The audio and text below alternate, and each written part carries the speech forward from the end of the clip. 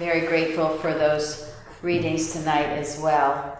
It's such an important point that we live in the present, that we leave that past to God. If you don't turn back, turn into a pillar of salt, as Lot's wife did, because we're not looking to the Father, but dwelling on whatever past times, past regrets, whatever it tries to bring up. And also, when we're living in the present, to know that we are making progress with God.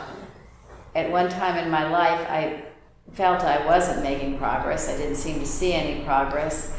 And a practitioner told me to write as well as a gratitude list, but to write every night the progress that I had made. Now, that might sound like a simple thing, but goodness, at the end of the day, I'd think, gosh, what progress did I make? And I really had to think about it and look for it. It was read tonight that every step of progress is a step more spiritual. And then we know, too, that Mrs. Eddy says that progress is God's law, and that He demands of us certainly what we can only fulfill.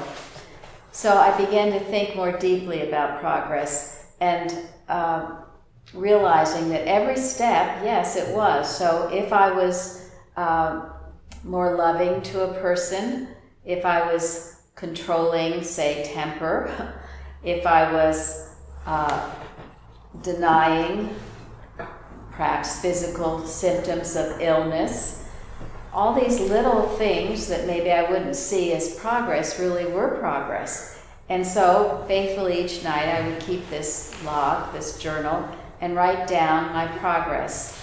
And it was so helpful to me because we all make progress every day. We should be. But sometimes, unless you look for it and think about it, you're not aware of it. So this was a good discipline.